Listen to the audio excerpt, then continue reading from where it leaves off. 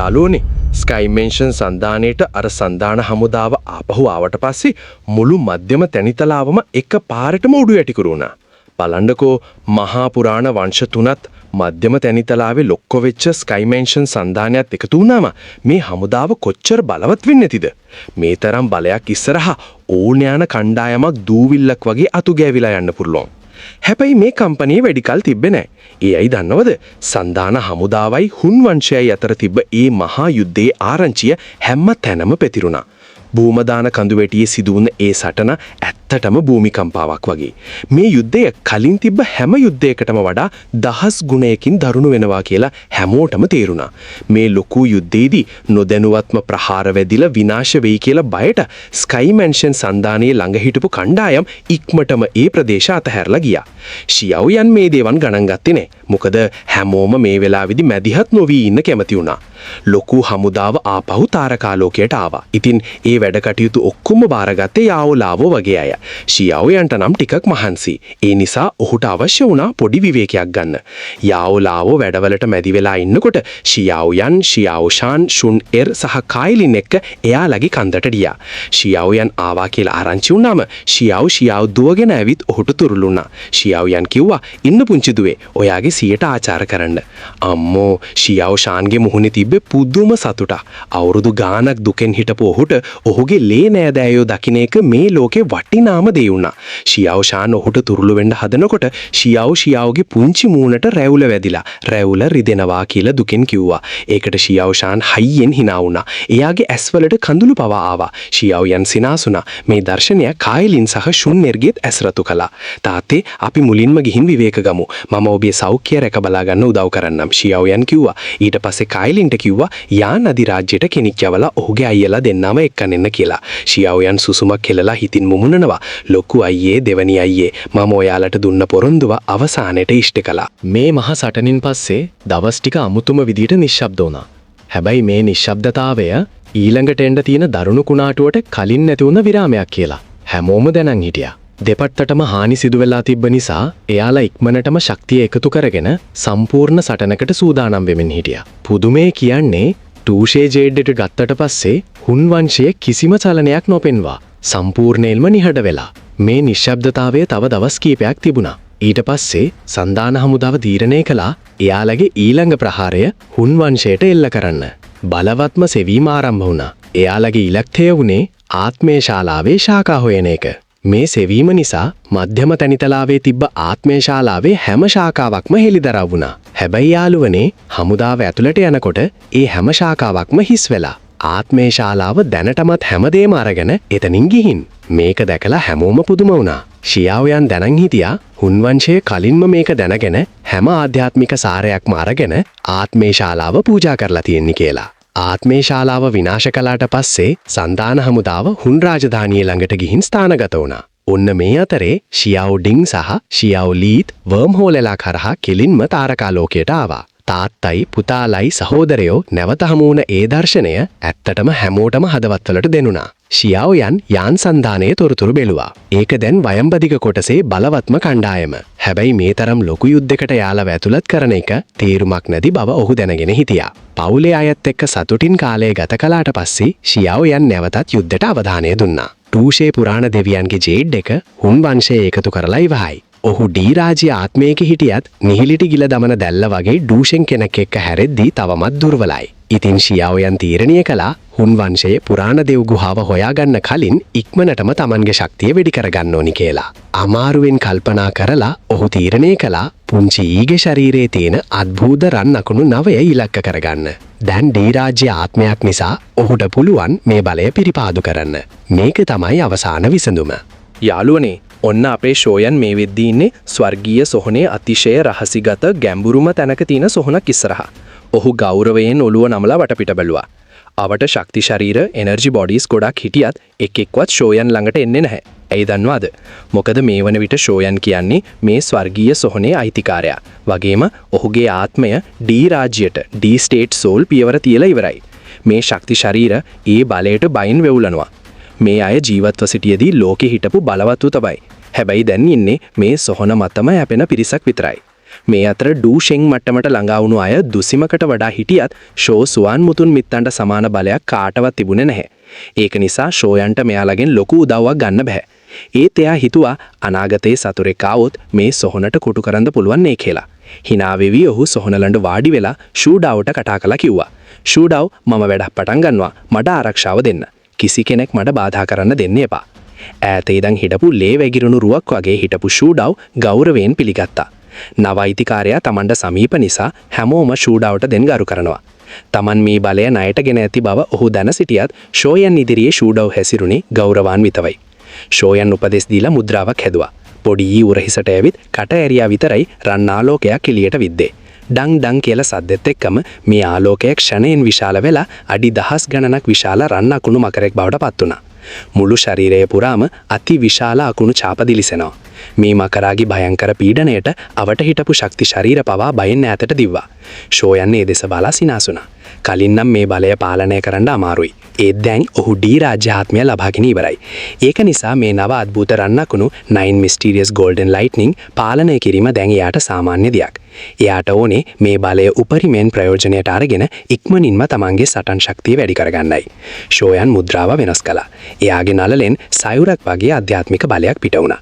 අකුණු මකරාට වඩා දෙතුන් ගුණයක් විශාල ෂෝයන්ටම සමාන යෝධ සෙවණැල්ල කහසෙම වුණා. මේ යෝධ රූපයේ බලයට අකුණු මකරා පවා බයෙන් ගැහෙන්න ගත්තා. හරියට හැම ආත්මයකම අධිරාජයා හමු වුණා වගේ හැඟීමක් හැමෝටම දැනුණා. යෝධරුව අහස උඩ ඉඳන් අකුණු මකරා දිහා බැලුවා. කන්දක් වගේ විශාල අතක් එළියට ඇවිත් මකරාව අල්ලගත්තා. බෑන් බෑන් බෑන් මකරා ආරගල කළා. රන් අකුණු බෝල පිට කළත් යෝධාත සෙලවුනේවත් නැහැ. කඩන්න යෝධරුව කෑ ගැහුවා. අත්ලෙහි ශක්තිය වැඩි කළා. අහසේ විශාල පිපිරීමක් ඇසුණු අතර රන් අකුණු මකරා එයින් බිඳිලා ගියා. පුපුරලා ගිය මකරා දුස්රාවී රන්වන් දියරයක් බවට පත් වෙලා අහසේ රැඳුණා. මේ දියරේ තිබුණේ අතිමහත් බල ශක්තියක්. මේක දැක්ක පොඩි ෂෝයන්ගේ උරහිසෙන් පැනලා ගිනි වට්ටක්කාවක් වගේ විශාල රූපයක් ගත්තා. වට්ටක්කා කට ඇරියා. රන් දියරේ සම්පූර්ණයෙන්ම ගඟක් වගේ වට්ටක්කා ඇතුළට ඇදගෙන ගියා. ෂෝයන් සාමාන්‍ය විදියට මේ අකුණු ගිල දැම්මේ නැහැ. මොකද එයාට උපරිමයෙන්ම යන්න අවශ්‍ය වුණා. ඔහුගේ අරමුණ වුණේ මේ නව අද්භූත රන් අකුණු ප්‍රධාන අමුද්‍රව්‍ය කරගෙන විශේෂ පෙත්තක් හදන එකයි. ඒ තමයි අකුණු විපත් පෙත්ත. Lightning Calamity Pill. මේ පෙති අකුණු වනි අසාමාන්‍ය දේවලින් හදන නිසා ඊටාම බලවත්. ෂෝයන් මේ නව අද්භූත රන් අකුණු ප්‍රධාන අමුද්‍රව්‍ය විදියට පාවිච්චි කළොත් මේ අකුණු විපත් පෙත්ත නවවන මට්ටමේ අභිරහස් පෙත්තක් බවට පත් වෙනවා. ෂෝයන් කලින් මේ මට්ටමේ පෙත්තක් හැදුවේ වාසනාවට වගේ එක වතාවක් විතරයි. හැබැයි මේ වතාවේ ඔහුට ලොකු විශ්වාසයක් තිබුණා. ඒකට හේතුව ඔහුගේ ඩී රාජ්‍ය ආත්මය. ෂෝයන් තමන්ගේ ඖෂධීය ද්‍රව්‍ය ගබඩා වලල්ලෙන් අහසට මුදා හැරියා. මේ හැමදීම ගිනි වට්ටක්කාවට ඇතුළු වෙලා රන් දියරයත් එක්ක එකතු වුණා. ස්වර්ගීය සොහනේ කාලය වෙනස් නිසා මධ්‍යම තැනිතලාවේ දවස් 6ක් යනකොට මෙහි මාසයක් ගියා. මාසයක් පුරාවට ගිනි වට්ටක්කාවෙන් පිට වුණ රෝස පැහැති දැල්ලට හැම ශක්ති ශරීරයක්ම බය වුණා. මාසෙකට පස්සේ දැස් පියාගෙන හිටපු ෂෝයන් සෙමෙන් ඇස් ඇරලා සිනාසුණා. ගිනි වට්ටක්කා ඇතුලේ තිබුණු රන් දියරය දැන් වියලිලා. ඒ වෙනුවට අත්ලක තරම් ප්‍රමාණයේ දීප්තිමත් රන් පැහැති ඖෂධීය පෙත්තක් නිහඬව පාවිනෝ. ඒ වටේට රන් අකුණු ഘോഷා කරමින් ගලා යනවා. ඔව් යාළුවනේ, නවවන මට්ටමේ අභිරහස් පෙත්ත, අකුණු විපට් පෙත්ත සාර්ථකව පිරිපහදු කරලා ඉවරයි. යාළුවනේ බලන්නකෝ මේ පාර අකුණු විපත් පෙත්ත හදද්දී ෂෝයන් කොච්චර සතුටු වෙලාද කියලා. මොකද දන්නවද? එයාට ආයෙත් එයාගේ ඩී ස්ටේට් ආත්මයේ බලය උපරිමයෙන් දැනෙනවා. කලින් නම් මෙහෙම පෙත්තක් හදන්න ගිහින් අන්තිමට තමන්ම වෙහෙසටපත් වෙනවා විතරයි. හැබැයි දැන් එහෙම නැහැ. අර ගිනි වට්ටක්කායක උඩ අකුණු වලාකුළ හෙදෙන්න පටන් ගත්තා. බලන්නකෝ කළු පාට ගිගුරුම් සලකුණු ටික දැවැන්ත මකුරු වගේ අහස පුරා දුවනවා. ෂෝයන් මේක දැකලා hina වුණා මිසක් බය වුණේ නම් නැහැ. එයා එක අතක් වැනුවා. ඔන්න උතුරු රජු රින් එකෙන් එළියට ආවා. කළු සෙවණැල්ලක් වගේ අර අකුණු වලාකුළට ඇතුල් වුණා. විදුලි කොටන සද්දෙත් එක්ක මිනිත්තු 10ක් විතර අහස විස්සුණා. ඊට පස්සේ පිරිසිදු විදුලි ශක්තිය ඔක්කොම වට්ටක්කාව ඇතුලේ තියෙන රන්වන් පෙත්තට වැටුණා. අකුණු ශක්තිය වැටුණාම පෙත්ත ඇතුලේ තිබ්බ අවසාන අපිරිසිදුකමත් ඉවත් වෙලා ගියා. රන්වන් එලියක් පිට කරගෙන මේ අකුණු විපත් පෙත්ත අහසට පැනලා යන්න හදනවා. මම මේක හදන්න කොච්චර මහන්සි වුණාද? මම ඔයාට යන්න දෙන්නේ කොහමද? ෂෝයන් hina වෙලා එයාගේ යෝධ ආත්ම රූපය දිගු කරලා අර රන්වන් එළිය අල්ලගත්තා. ආත්ම රූපය හැකිලෙද්දි ඒ පෙත්තත් හරිම කීකරු විදිහට ෂෝයන් ඉස්සරහ නතර වුණා. ෂෝයන් ගැඹුරු හුස්මක් ගත්තා. මේ පෙත්ත ඇතුලේ තියෙන භයානක ශක්තිය දැනෙද්දි එයා පුදුම වුණා. මේක යාଓ වංශයේදී හදපු නවවන්න ශ්‍රේණියේ අద్భుත පෙත්තට වඩා ගොඩක් ඉහළයි. ඇත්තටම එහෙම නොවී තියෙන විදිහක් නැහැ. මොකද එයාගේ හැකියාව දැන් සෑහෙන්න දියුණුයි. මේ පාරමට කොච්චර පව එකක් ලැබෙයිද? ඒක තීරණය වෙන්නේ ඔයාගෙන්. එයා hina වෙලා මේ රන්වන් පෙත්ත කට ඇතුළට දාගත්තා. පෙත්ත ඇඟට ගිය ගමන් පුදුම විදිහේ ප්‍රචණ්ඩ ශක්ති රැල්ලක් පැතිරුණා.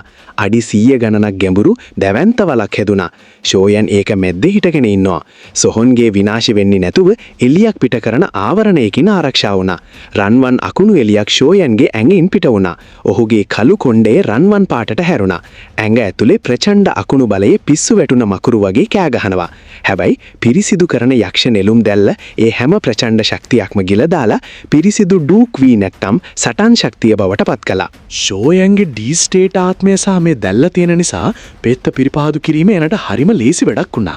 ෂෝයන් වටේට විශාල ශක්ති රැල්ලක් හැදුනා. සාමාන්‍ය සත්තරු දූෂන් කෙනෙකුට මේ වගේ ලෝක රැල්ලක් හදන්න බෑ. මේක කරන්න පුරුවන් වුණේ යාගේ ඩී ස්ටේට් ආත්මය නිසයි. සාන්ත සූඩාවෝ මේක බලලා පුදුම වෙලා කියනවා. මේ පුද්ගලයා දක්ෂයෙක්ම තමයි. පළමු වතාවේ යා ඩූසුන් කෙනෙක්, ඊළඟ වතාවේ යා ඩූෂෙන්. මේ වේගය භයානකයි. එයාට අනාගතයේදී ෂෝෂුවන් වගේම උච්චතම අත්වයක යන්න පුරුවන් වෙයි. දවස් 10ක් පුරා මේ ශක්ති රෙල්ල තිබුණා. ඊට පස්සේ ඒක සෙමෙන් නැති වෙලා ගියා. ගැඹුරු වලෙන් රන්වන් එලි කද කදම්බ අහසට ගියා. ෂෝයන් හිස ඔසවනවා. එයාගේ ඇස්වල ඉඳා හිට රන්වන් එලියක් දිලිසෙනවා. සත්තරු ඩූෂෙන්. එයා සතුටින් හිතනවා. අකුණු විපත් පෙත්ත එයාට ද්‍රෝහි වුණේ නෑ. 6 තරුවෙන් 7 වන තරුවට පනින්න මට පුළුවන් වුණා. මේ මට්ටම හුන්මංශයේ යක්ෂ සාන්තුවරයෝ වගේම බලවත්. අකුණු විපත් පෙත්ත ඇත්තටම වටිනවා. ෂෝයන් තෘප්තිමත් වුණා. හරි යන්න කාලේ හරි. හැබැයි යාවුලාව කිසිම ආරංචියක් එවලා නැහැ. හුන්මංශය තාමත් නිහඬයි. මේ අය මොකටද බලන් ඉන්නේ? ෂෝයන් ටිකක් කල්පනා කරනවා. හුන්මංශය ටූෂේ පුරාණ දෙවියන්ගේ මන්දිරය ගැන බයෙන් ඉන්න ඕනේ. හුන්ටියන්ඩි ඔයාගේ සැලසුම මොකද්ද කියලා මට බලන්න ඕනේ. ෂෝයන් hina වෙලා අත වනලා අභ්‍යාකාශයේ දිබෑ කරලා ඒක ඇතුළට ගිහින් අතුරුදහන් වුණා. ඔන්න එහෙනම් අපි යමුකෝ සම්පූර්ණයෙන්ම කළුවර නිහඬ තැනකට. මේක හුන්මංශයේ භූමිය. අහසේ තියෙන කළු ශාලාවක් ඇතුලේ කළු රූපයක් වාඩි වෙලා ඉන්නවා. එයා දිහා බලනකොට දැනෙන්නේ මුළු ලෝකෙම ගිලගන්න පුරුවන් කළු කුහරයක් වගේ හැඟීමක්. පහළ ඉන්න කළු රූප එයාලා එකතු කරපු ආධ්‍යාත්මික සාරය පොකුරු පිටින් එළියට ගන්නවා. මේ වාර ආත්මී ශාලාව එකතු කරපු ඒවා. අහසේ ඉන්න කළු රූපයෙන් හදිසියෙම දරුණු ශබ්දයක් ආවා. භයානක ආධ්‍යාත්මක උච්චාවචනයක් ගිනිකන්දක් පුපුරනවා වගේ හැමතැනටම ගියා. කෑ ගසනවා. පහළ හිටිය කළු රූප බිමට වැටිලා. නිහිලිටි සර් ඩිස්ටේට් ආත්මයට පිවිසීම ගැන සුබ පැතුම් කියලා ගෞරවයෙන් කියනවා. අහසේ හිටිය මේ රූපය සිනාසෙමින් පහළ බැලුවා. හුන්ටියන්ඩි දැන් කාලය හරි. ජේඩ් 8 එකතු කරලා ටූෂේ පුරාණ දෙවියන්ගේ ගුහාව තියෙන්නේ කොහෙද කියලා හොයාගන්න යමු.